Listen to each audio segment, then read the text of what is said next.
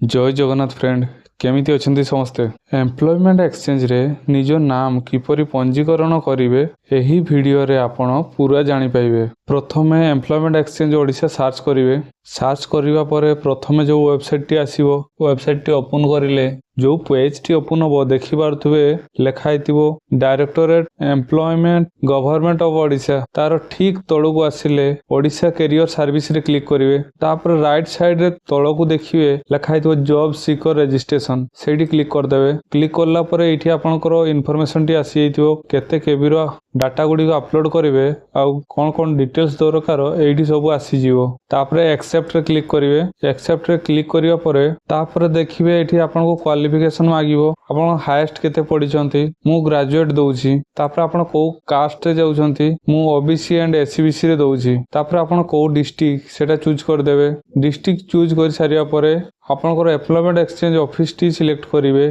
तापर एटी कैप्चा टी दे दबो। कैप्चा टी देई सबमिट रे क्लिक कर दो। सबमिट रे क्लिक करिया परे आपनकर पाखरे फॉर्म पेज टी ओपन हे जिवो। प्रथमे निजरो फर्स्ट नेम टी दे देबे।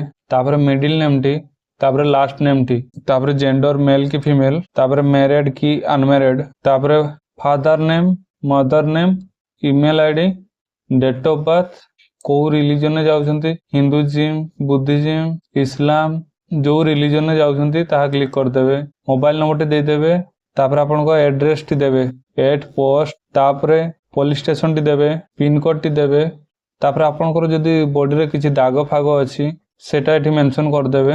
आपन को प्रेजेंट और परमानेंट जदी सेम हेतिबो एठी क्लिक कर देबे। क्लिक करिया परे एठी आपन को passport size photo T upload कर देबे। फोटो टी 20 के भीतर हेतिबा दरकार। तापर एठी आपन को कास्ट सर्टिफिकेट एवं कास्ट सर्टिफिकेट डेट टी तापर कास्ट सर्टिफिकेट टा किए वेरीफाई करिसंती एवं को तहसील डाटा गुडी को देई सारिबा परे नेक्स्ट रे क्लिक कर देबे। नेक्स्ट क्लिक करिवा परे ऊपर को पळे आसीबे। ऊपर को आसिला परे एठी आपन को रजिस्ट्रेशन नंबर टी कॉपी कर देबे कारण ए रजिस्ट्रेशन नंबर टी आपन को दरकार ये आगो को प्रोसेस करिवा पई। रजिस्ट्रेशन नंबर टी कॉपी करिवा परे ई नियुक्ति रे क्लिक कर देबे। स्टेट कैरियर सर्विस पेज टी को पळे आसीबे। यूजर आईडी आपन जो रजिस्ट्रेशन नंबर टी कॉपी करिसंती सेठी होची यूजर आईडी आ पासवर्ड टी होची आपन को डेट ऑफ बर्थ। आपन को जदी डेट ऑफ बर्थ 1/1/2004 तेबे आपन एमिति लिखिबे 01012004 यूजर आईडी पासवर्ड दे लॉगिन ने क्लिक करिवा परे आपन पाखरे एई पेज टी ओपन हे जिवो। जॉब सीकर पेज टी कंटिन्यू टू रजिस्टर रो क्लिक करिवे। एठी आपन को एजुकेशनल क्वालिफिकेशन टी दे देबे। फर्स्ट 10 टा देबे। तापर को बोर्ड को मीडियम रे आपन देइचंती certificate number percentage school name passing year month को डिवीजन पाइचंती सर्टिफिकेट टी अपलोड करिवे एवं मार्कशीट टी अपलोड करिवे। तापर सब्जेक्ट टी दे देबे। सब्जेक्ट टाइप टी दे देबे। आपन 10 भितरु गोटे जे कोनोसी सब्जेक्ट दे देबे। तापर ऐड रे क्लिक कर देबे।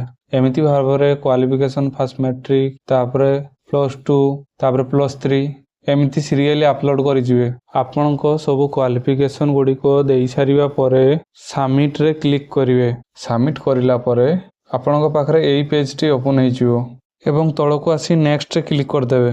तापर लैंग्वेज टी चूज कर देबे। जेतेटा आपन जानि छंती चूज कर देबे। लैंग्वेज टी देई सारिबा परे नेक्स्ट रे क्लिक कर देबे। प्रिंट एक्स रे क्लिक करले आपन को रजिस्ट्रेशन कार्ड टी आसी जिवो। साइड रे प्रिंट लिखाइतो प्रिंट रे क्लिक करले आपन को कार्ड टी एमिति आसी जिवो। पीडीएफ टी सेव करी प्रिंट आउट काट देबे। आउ जदी किछि डाउट रुए आपन जो रजिस्ट्रेशन नंबर टी पाइचंती आपन को डिस्ट्रिक्ट एम्प्लॉयमेंट एक्सचेंज ऑफिस रे जाई कि देखा करिवे। जहां भी प्रॉब्लम थिबो से माने सॉर्ट आउट कर देबे। वीडियो टी भल लागिथिले लाइक शेयर और सब्सक्राइब कर देबे। धन्यवाद।